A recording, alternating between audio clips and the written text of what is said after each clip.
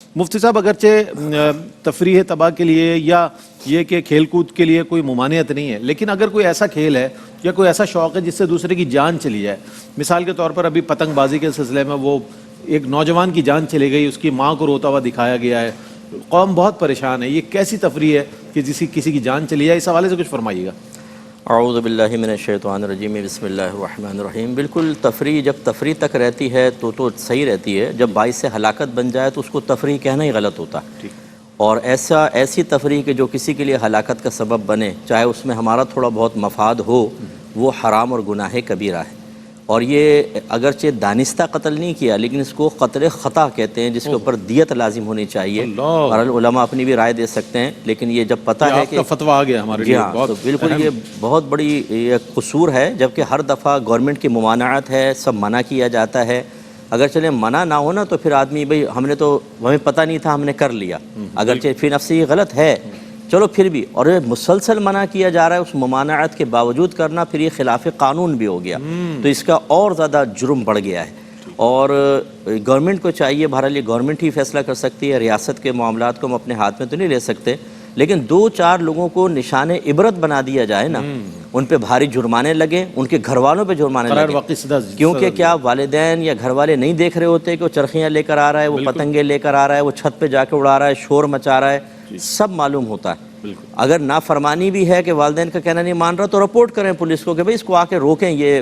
خدا نخواستہ ایسا معاملہ ہو سکتا ہے۔ تو یہ ریاست ذرا ہاتھ ڈالے اور 2-4 کو خاطر خواہ سزا ملے تو پھر یہ سلسلہ رکے گا۔ اور جو یہ پتنگیں بنا رہے ہیں، ایسی ڈور ایجاد کر رہے ہیں، ان سب پر بھی چھاپا پڑنا چاہیے۔ ابھی سنا تو یہ ہے کہ پنجاب گورنمنٹ نے کافی چھاپے مارے ہیں اور پکڑا ہے، لیکن یہ شروع میں تھوڑا سا وبال اٹھتا ہے، اس کے بعد پھر نرمی ہو جاتی ہے، پھر وہی سلسلے شروع ہو جاتے ہیں۔ تو بالکل اس کو کنڈیم کرنا چاہیے، اور ہم سب کو اپنے اپنے درجے کے اعتبار سے کہ ریاست طاقت کے ذریعے روکے، علماء آپ ہم جو ہیں وہ زبان کے ذریعے روکیں، اور جو عوام ہے بالکل وہ کم از کم دل میں برا جانیں۔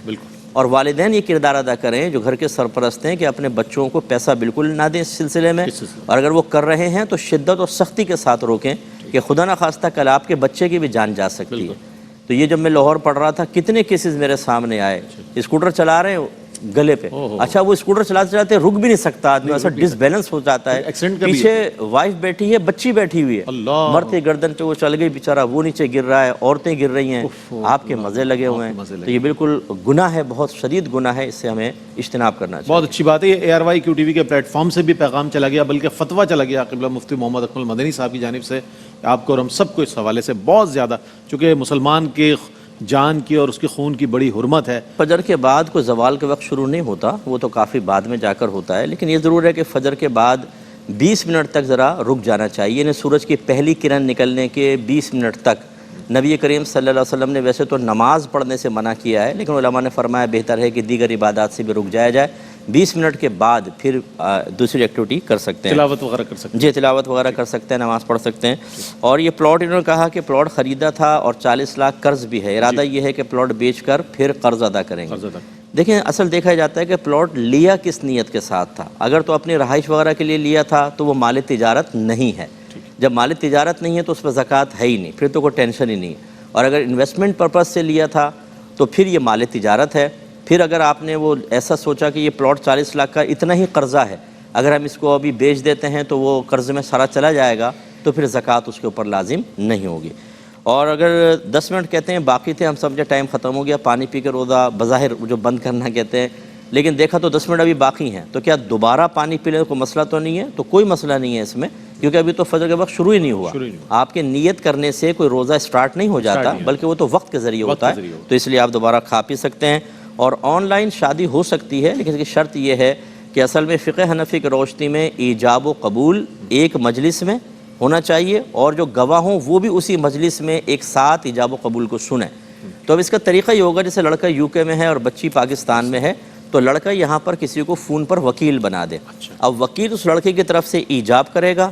لڑکی قبول کرے اور 2 گواہ یہاں موجود ہوں، تو ساری ریکوائرمنٹ پوری ہو گئی کہ ایجاب و قبول بھی ایک مجلس میں ہے اور گواہوں نے بھی ایک مجلس میں سنا، یہ ٹھیک ہے۔ لیکن اگر یوں ہو کہ لڑکا وہاں ہے، لڑکی یہاں ہے، وہاں بھی 2 گواہ یہاں بھی 2 گواہ، وہ فون پہ ایجاب کرے، یہ قبول کر لیں، تو یہ چونکہ ایجاب و قبول ایک مجلس میں نہیں ہوا اور گواہ بھی علیحدہ علیحدہ ہیں، تو یہ نکاح نہیں مانا جائے گا۔ اگرچہ بعض علماء ہمارے ہم عصر اس کے جواز کا فتویٰ دے رہے ہیں، اچھا تو اگر یہ کسی ایسے مفتی صاحب سے معلوم کر لیتے ہیں جو کہتا ہے جائز ہیں تو پھر ٹھیک ہے، انہوں نے تو شرعی حجت پوری کر لی، لیکن احتیاط اسی میں ہے کہ یہ تھوڑا سا تکلف کرنا پڑے گا، لیکن بالکل شرعی تقاضے کے مطابق نکاح ہو جائے گا۔ بات کی جانب آ جاتے ہیں مفتی صاحب، آخری سوال جو تھا میں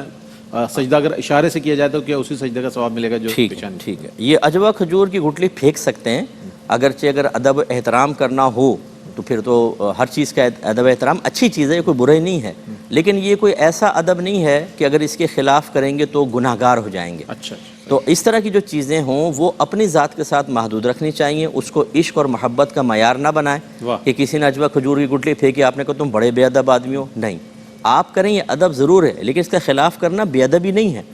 صحابہ کرام مدینے سے باہر جاتے رہے، جہاد پر جاتے تھے، مدینے کی کھجوریں لے کے جاتے تھے، کھاتے تھے، گٹلیاں وہ پھینکتے ایک تھے۔ ہم نے وہ بھی دیکھا گٹلی کے اوپر جو چھلکا ہوتا ہے اس کا بھی کوئی بتایا جا رہا تھا کہ اس کا بھی تعظیم وغیرہ کا کچھ۔ بہرحال وہ تو بات وہی ہے کہ آپ اپنی ذات کے ساتھ اس تعظیم کو محدود رکھ کے جتنا زیادہ کریں۔ امام مالک رحمۃ اللہ علیہ مدینہ شریف میں جوتے نہیں پہنتے تھے، ان کا ادب تھا، لیکن کثیر صحابہ کے سے ثابت ہے کہ وہ تو نالین پہنا کرتے تھے،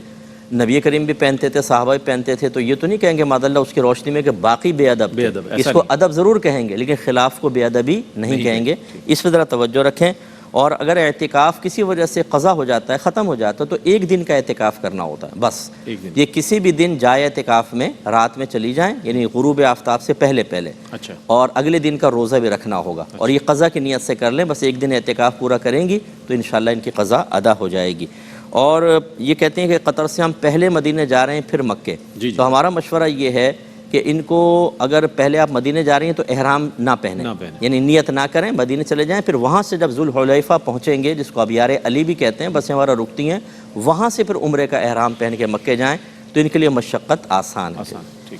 اور یہ بچی نے جو کہا یہ بالکل جب کوئی مجبوری کے تحت اشارے سے نماز پڑھ رہا ہے تو خود شریعت اس کو اجازت دیتی ہے تو بالکل اس کا ثواب برابر ہوگا، بالکل برابر ہوگا۔ ہاں اگر بغیر عذر کے جیسے نوافل ہوتے ہیں، کھڑے ہو کر پڑھیں تو پورا ثواب ہے، بیٹھ کے پڑھیں تو نصف ثواب ملے گا، یہ کیونکہ بلا عذر آپ نے بیٹھ کے پڑھا، لیکن جب عذر کے سبب خود شریعت اس کی اجازت مرحمت فرما رہی ہے اور آپ اشارے سے پڑھ رہے ہیں تو بالکل یہ ایسے ہی ہے جیسے رکوع سجود کرنا، تو مکمل ثواب ہوگا انشاءاللہ۔ جی یہ بالکل صحیح ہے کہ بعض حضرات گھومتے پھرتے رہتے ہیں لیکن مسجد میں آ کے کرسی پہ بیٹھ کے نماز پڑھتے ہیں، لیکن بہرحال وہ عذر اپنا خود جانتے ہیں، ہو سکتا ہے چلنے پھرنے میں دقت نہ ہوتی ہو، رکوع سجود میں تکلیف ہوتی ہو تو بہرحال وہ بیٹھ کے پڑھ سکتے ہیں، لیکن یہ بات ذہن میں رکھیں کہ اگر رکوع سجود پہ قدرت ہے تو پھر کرسی پہ بیٹھ کے نماز نہیں ہوگی۔ ہاں یہ اچھی طرح ذہن میں رکھنا چاہیے، تو یہ بہرحال ہمیں حسن ظن قائم رکھنا چاہیے۔ اور یہ کیشیئریں کہتی ہیں 70,000 روپے تنخواہ ہے تقریباً، تو میرے خیال میں ان کو گھر کے اخراجات پہ ذرا توجہ کرنی چاہیے، بعض اوقات ہم کھلے ہاتھ سے خرچہ کرتے ہیں، کچھ بیجا اخراجات ہوتے ہیں، ورنہ 70,000 تو اچھی تنخواہ ہے کہ 30-40,000 روپے ادھار بھی لینے پڑتے ہیں ان کو مہینہ چلانے کے لیے۔ دیکھیں نا وہ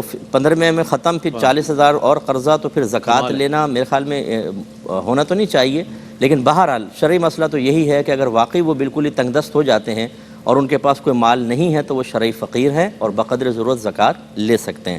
اور یہ 200 درہم چاندی کا شاید کہہ رہی ہیں کہ 200 درہم کیا ہوتا ہے، یہ 52.5 تولہ چاندی کے برابر ہوتا ہے، پہلے کا 200 درہم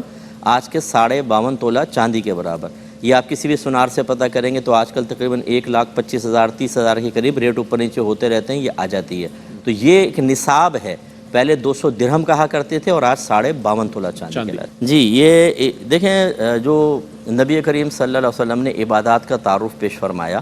انہیں افعال مشروعہ کہا جاتا ہے، یعنی فعل مشروع وہ ہوتا ہے جس کا تصور نبی کریم پیش فرمائے، ہم اپنی عقل سے نہیں جان سکتے، تعداد رکعات وغیرہ، کون سے نماز کس وقت میں ادا کی جائے گی، تو لہٰذا تہجد کے بارے میں بھی نبی کریم صلی اللہ علیہ وسلم کا طریقہ یہی تھا کہ آپ عشاء کے فرائض پڑھ کے تھوڑی دیر بھی چاہے سو جاتے تھے، پھر اٹھ کے جب نماز پڑھتے تھے تو آپ نے اس کو تہجد قرار دیا۔ اس کا مطلب یہ ہے کہ یہی تہجد ہے کہ عشاء کے فرائض پڑھ کر ہم تھوڑی دیر بھی چاہے سو جائیں پھر اٹھ کے نماز پڑھیں وہ، اور جو بہن نے خود وضاحت کی کہ بغیر سوئے اگر اٹھ کے ویسے ہی پڑھ لیں تو صلاۃ اللیل، تو یقیناً دونوں کا ثواب مختلف ہوگا، ایک کی نسبت میرے آقا صلی اللہ علیہ وسلم کی طرف ہے اور اس میں قہر نفس بھی ہے کہ سو کر اٹھ کے نماز پڑھنا، تو لہٰذا ثواب میں یقیناً فرق ہوگا۔ دوسرے انہوں نے کہا کہ قرض ہے، شاید دیا ہے انہوں نے قرض، اگر دیا ہے یہ پوچھنا چاہ رہی ہیں تو بالکل اس پہ سال بہ سال زکوٰۃ بنے گی اگر وہ شخص اقرار کر رہا ہو اور اتنا ہو کہ 52.5 تولہ چاندی کے برابر ہو، یا کم ہو تو آپ کے پاس اتنا مال ہے کہ مل کر وہ 52.5 تولہ چاندی بن جائے تو پھر اس پہ سال بہ سال زکوٰۃ بنتی رہے گی، لیکن ادائیگی اس وقت لازم ہوگی جب وہ مل جائے گا۔ ٹھیک ہے۔ اور اگر یہ کہنا چاہتی ہیں کہ ہم نے قرض لیا ہوا ہے اس پہ زکوٰۃ ہوگی کہ نہیں، لیکن کہتی ہیں ہمارے پاس ہے نہیں، تو جب آپ خرچ کر چکے ہیں تو اس پر کوئی زکوٰۃ نہیں ہوگی۔ منہ سے اگر خون اتنا نکلا کہ آپ اس کو تھوک کر پھینک کر دیکھیں، اگر خون تھوک سرخ ہو تو وہ پھر اس کا مطلب ہے کثیر خون نکلا ہے، تو اس پہ پھر منہ ناپاک ہوگا۔ اس کا پاک کرنے کا طریقہ یہ ہے کہ آپ کلی لے کر 2-3 دفعہ پھینک دیں تو پاک ہو جائے گا۔ اور اگر آپ نے تھوک پھینک کر دیکھا زرد رنگ کا ہے، سرخ نہیں ہے، تو اس کا مطلب ہے کہ پھر خون مغلوب ہے، وہ اتنا خون ہے جو بہتا خون نہیں کہلاتا، اس سے منہ ناپاک نہیں ہوگا۔ پھر بھی کلی تو کر لیں، بہتر ہے نظافت کے لیے، لیکن بہرحال اس سے منہ ناپاک نہیں ہوگا۔ یہ بھی بڑا کرنٹ ایشو ہے کہ خواتین کے کپڑوں کو اس طرح سے پرنٹ کیا جا رہا ہے کہ علامہ اقبال کے فارسی کے شعر لکھے جا رہے ہیں تاکہ لوگ سمجھے بھی نہ، بلکہ اور اس حوالے سے ابہام کا شکار ہو جائیں کہ شاید کوئی آیت لکھی ہوئی ہے۔ تو یہ ایک جو ٹرینڈ چل پڑا ہے ہمارے یہاں، اس سے بھی بڑا فساد پیدا ہو رہا ہے، لوگوں میں ہجانی کیفیت نظر آ رہی ہے۔ کیا فرمائیں گے؟ جی پہلی بات تو یہی کہ اگر دیکھنے سے کسی شخص کو مطلب بدگمانی پیدا ہوتی ہے یا خدا نخواستہ کوئی جوش میں آ جاتا ہے کہ بھی شاید آیت لکھی ہوئی ہے، تو ایسے مظنہ تہمت پہ اپنے آپ کو پیش ہی نہ کریں، پہلی بات تو یہ۔ دوسری بات یہ ہے کہ اگر وہ فرض کر لیں آیت کریمہ ہے واقعی یا کلمہ شریف ہے تو شدید بے ادبی ہے، پھر تو قرآن کی بے ادبی کہ آپ اس پہ بیٹھ جائیں، حدیث کے الفاظ میں آپ اس پہ بیٹھیں یا ٹیک لگائیں تو بالکل ممانعت ہوگی۔ اور اگر یہ کچھ بھی نہیں ہے، حلوہ جلوہ کچھ لکھا ہوا ہے، تو پھر بھی یہ حروف تہجی ہیں، اور ہماری شریعت کے روح سے حروف تہجی کے ادب کا حکم ہے، تو لہٰذا گناہ تو نہیں کہیں گے لیکن ادب کے خلاف ہے، اور بہتر ہے کہ نہ کریں، کیونکہ ہمارے ملک میں ہمارے ہاں ادب احترام بہت ہے، اور اس کو دیکھ کر پھر بدگمانی پیدا ہوتی ہے۔ تو اپنے ایک شوق پورا کرنے کے لیے یا خدا نخواستہ ضد میں آ کر ایسی چیز اختیار کرنا تو یہ قطعاً غیر مناسب ہے۔ ہماری بہنوں کو چاہیے کہ فیشن ضرور کریں، اللہ نے ان کو زینت کا اختیار دیا ہے، کچھ شرائط کے ساتھ ان کو ملحوظ رکھیں، لیکن ایسی چیز نہ کریں کہ جس سے فتنہ فساد اختلاف رائے پیدا ہو۔ ٹھیک ہے۔